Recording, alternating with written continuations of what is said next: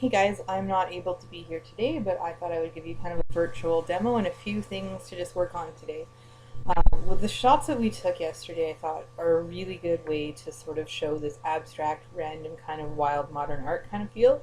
So today we're going for something totally not natural looking, but sort of an abstracty piece that you might put on a wall, just a little bit funkier than the stuff we've done so far. So I'm going to assume that you all know how to do your levels because I would have started there, and I did start there, but we've done it before. Just remember to go levels and then hold down your Alt key. After you've done levels, when I look at this, the first thing I'm going to do, just because it's bugging me, is I'm going to crop it. And you can crop in guided, or you can go to expert and crop here using this tool. It just depends on what you like. I actually like this one better, but that's totally a method of personal choice. So I'm going to find a place. This stuff bothers me, so when I'm thinking about composition, I don't want any major distracting elements in there. So I'm going to crop right about here, because I want to leave a little bit of negative space. And I could move that over a little bit. So I just, oh, not like that. Haha, what you just did there is not what you want to do, because I didn't press crop first. So go image and press crop. Sorry guys. Okay, so once you're there, if it asks you again at any point, just remember to check your layers to see if you need to flatten it down. Next, you're going to make it a bit bigger, so fit on screen under view just so you can see it a bit better.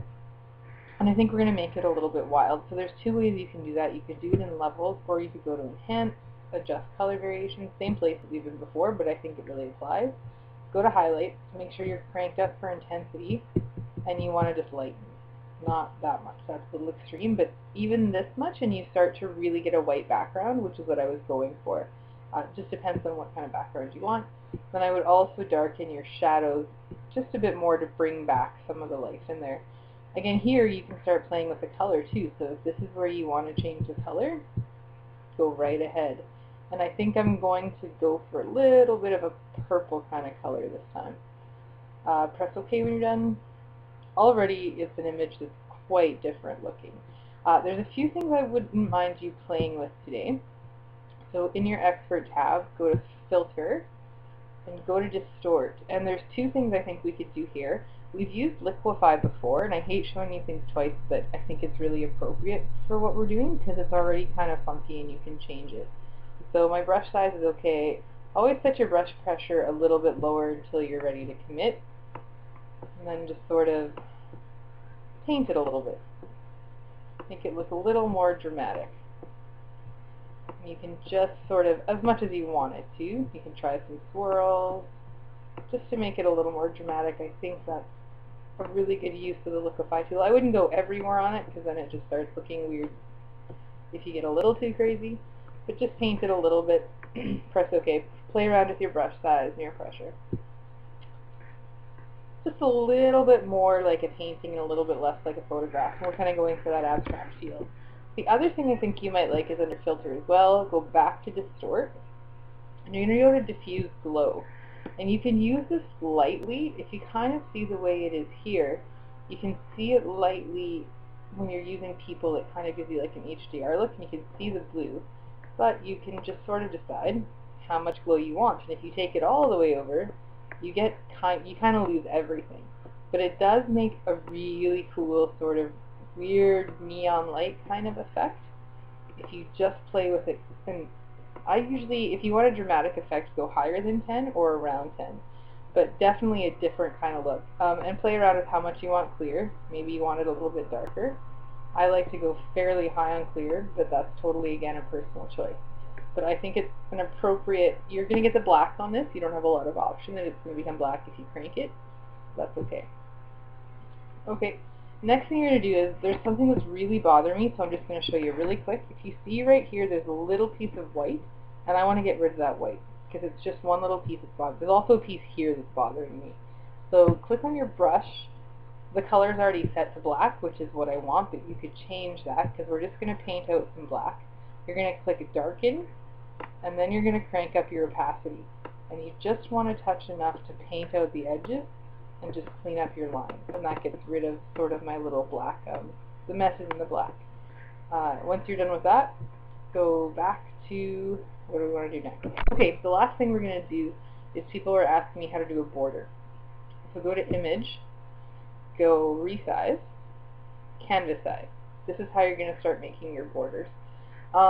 We could make this one a bit funky just because, well, it's kind of a funky picture. So the color I'm gonna do 3 borders, and I'll show you the reason why. Pick a color that you think will go with it. We're just going to be a little crazy today. We'll go pink.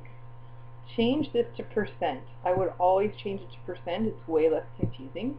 The first one you're going to do 105 on both because you want to adjust your height and your width simultaneously.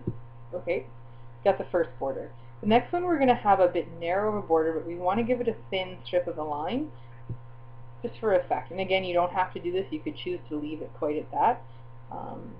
But I'm going to show you how to anyway. Resize, Canvas Size, change to %. And because we're just doing a thin line, do 101 on each of those. The first is 105, second 101, and I would do black on this one because we're going to show a little bit of contrast. Click OK. Now you can't see it, but there's a really, that's because I haven't pressed OK. You can see the thin black line there. Again, you could leave it totally at that. There's a little white line that's driving me nuts here that I would have fixed if I wasn't recording this as we speak. So go Image, Resize, Canvas Size. I would do this one again to %.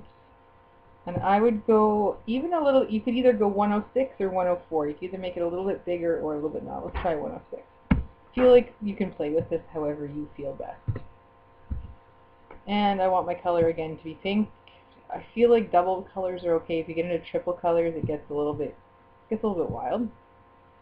That's okay. And there's sort of a finished sort of piece. I don't know that I like these colors, but just showing you how to. Normally these would often be like white or black, and then you'd pick, like in the fine strip, you'd pick a color from somewhere within like a dominant color within the picture. But those are a few things to start with. So again, to start with, you're going to go adjust color variations where you can really lighten your highlights to get rid of anything in the back, or darken if you wanted to go dark.